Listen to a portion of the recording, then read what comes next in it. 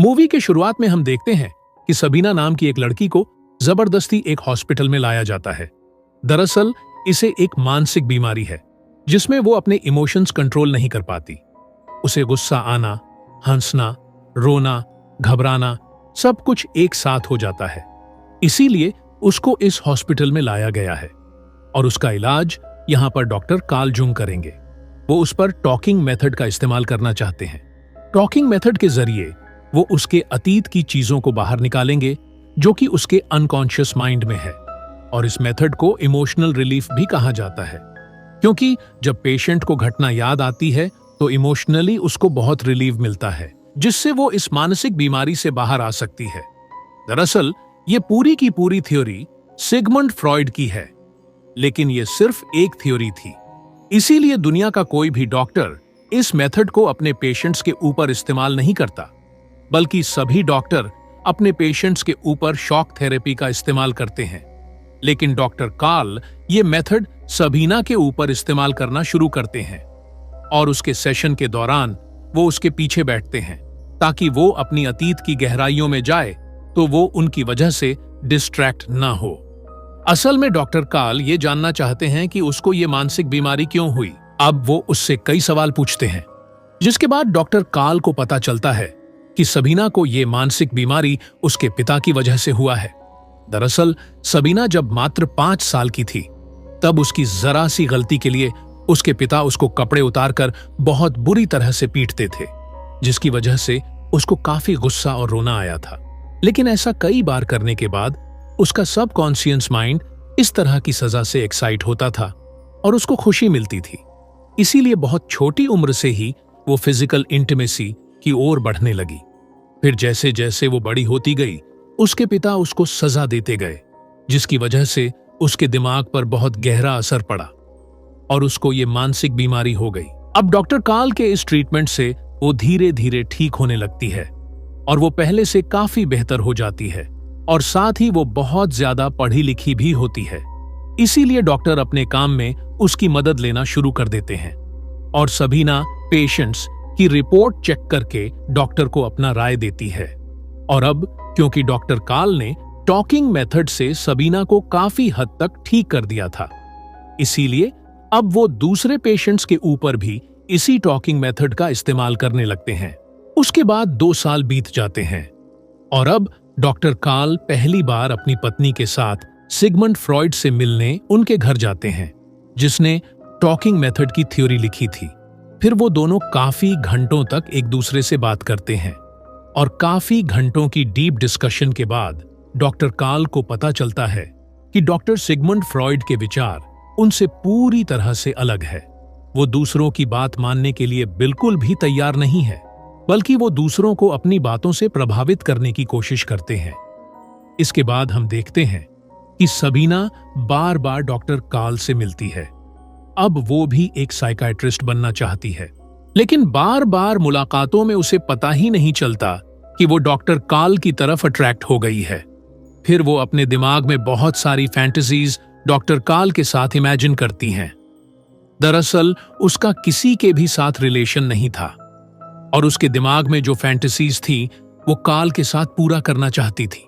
इसीलिए वो दोनों जब बैठकर बात कर रहे थे तभी सबीना कार्ल को किस कर देती है, लेकिन डॉक्टर कार्ल कोई भी रिस्पॉन्स नहीं देते क्योंकि वो अपनी पत्नी को धोखा नहीं देना चाहते थे। उसके बाद एक दिन डॉक्टर सिगमंड फ्रॉइड एक पेशेंट को डॉक्टर कार्ल के पास भेजते हैं, जो खुद एक डॉक्टर है जिनका नाम ग्रोस होता है, लेकिन ये भी फिजिकल इंटीमेसी के आदी है। और अब जब वो दोनों एक दूसरे से बात कर रहे थे तो डॉक्टर ग्रोस उन्हें बताते हैं कि जब भी वो किसी पेशेंट का ट्रीटमेंट करते हैं तो उनकी हर एक डिमांड को पूरा कर देते हैं, भले ही वे पेशेंट की फिजिकल नीड क्यों ना हो, क्योंकि ऐसा करने से पेशेंट उनके साथ फ्री हो जाते हैं, जिससे उसका ट्रीटमेंट करने में आसानी होती है। तब कार्ल डॉक्टर ग्रोस को सबीना की इच्छाओं के बारे में बताते हैं, जिस पर वो कहते हैं कि तुम्हें उसकी इच्छाओं को पूरा करना चाहिए।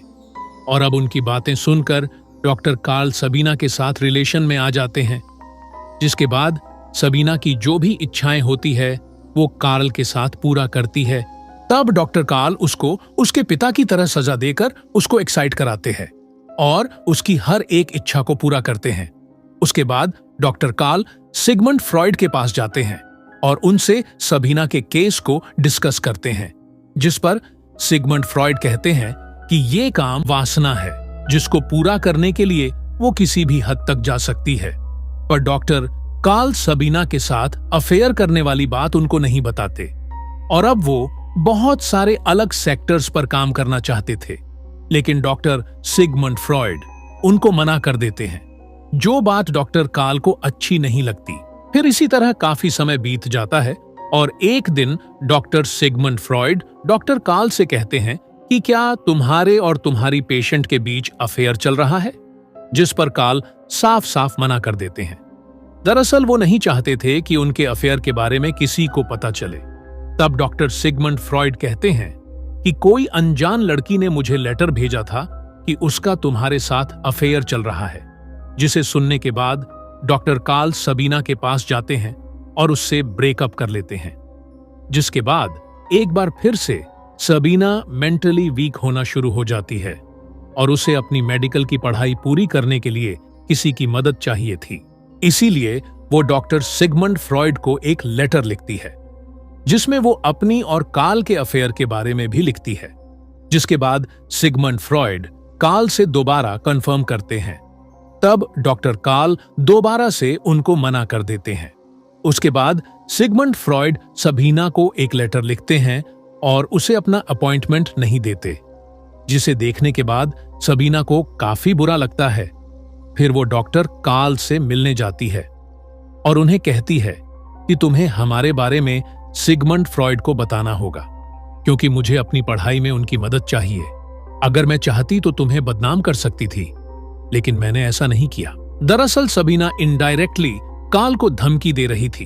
तब ये सुनकर डॉक्टर कार्ल को उसकी बात माननी पड़ती है और वो सिगमंड फ्रॉइड के लिए एक लेटर लिखते हैं, जिसमें वो सब कुछ सच बता देते हैं, जिसे जानने के बाद सिगमंड फ्रॉइड सबीना को अपॉइंटमेंट दे देते हैं। अब इस लेटर की बात कार्ल की पत्नी को भी पता चल जाता है। फिर इसी तरह कुछ और साल गुजर जाते हैं और एक दिन सिगमंड फ्रॉइड और कार्ल अपनी टीम को लेकर अमेरिका जाते हैं ताकि दुनिया को इस साइको एनालिसिस के बारे में बताया जा सके। लेकिन जब इस बारे में मीटिंग हो रही होती है तो कार्ल और सिगमंड फ्रॉइड के बीच काफी आर्ग्यूमेंट्स होते हैं, क्योंकि हर एक पॉइंट में ये दोनों अलग अलग तरह से सोचते थे। इसीलिए यहां से उन दोनों के रास्ते अलग अलग हो जाते हैं। दरअसल डॉक्टर कार्ल सिर्फ अपने पेशेंट का इलाज नहीं करना चाहते थे, बल्कि वो उन्हें सोचने की फ्रीडम भी देना चाहते थे, ताकि वो अपने फ्यूचर में कुछ भी अच्छा कर सके, जिस तरह से उन्होंने सबीना के केस में किया था। लेकिन डॉक्टर सिगमंड फ्रॉइड पूरी तरह से अलग सोचते हैं। वो इस बीमारी के इलाज को और भी ज्यादा डेवलप करना चाहते हैं और पेशेंट के ठीक होने के बाद उन्हें उससे कोई मतलब नहीं होता।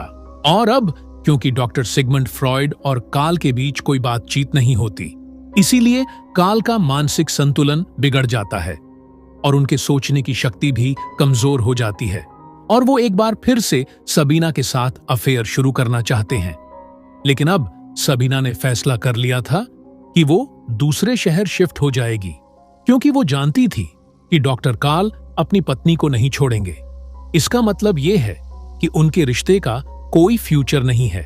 फिर दूसरे शहर में शिफ्ट होकर वो एक दूसरे रशियन डॉक्टर से शादी कर लेती है और एक साल बाद जब वो प्रेग्नेंट होती है तो वो डॉक्टर कार्ल और उसकी पत्नी से मिलने आती है और कार्ल की पत्नी को उन दोनों के अफेयर के बारे में पता था। इसीलिए वो सबीना को कहती है कि तुम कार्ल को समझाओ ताकि वो अपने डिप्रेशन से बाहर आ सके। दरअसल अब वो मानसिक तौर से काफी कमजोर हो चुके हैं। तब ये सुनकर सबीना कार्ल के पास जाती है और उसको बताती है कि मेरे पेट में जो बच्चा है उसका पिता तुम ही हो, जिसे सुनकर कार्ल उसको बताते हैं कि मैं तुमसे बहुत प्यार करता हूं। हालांकि मैंने तुम्हें कभी बताया नहीं, लेकिन यही सच है। तब रोते हुए सबीना वहां से चली जाती है और उस दिन के बाद से वो कभी भी कार्ल से मिल नहीं पाई, क्योंकि वर्ल्ड वॉर के दौरान सबीना और उसकी दोनों बेटियों को नाजी सैनिकों ने जान से मार दिया था। और कार्ल ने खुद को किसी तरह संभाल लिया था। और इसी के साथ ये मूवी यहीं पर खत्म हो जाती है।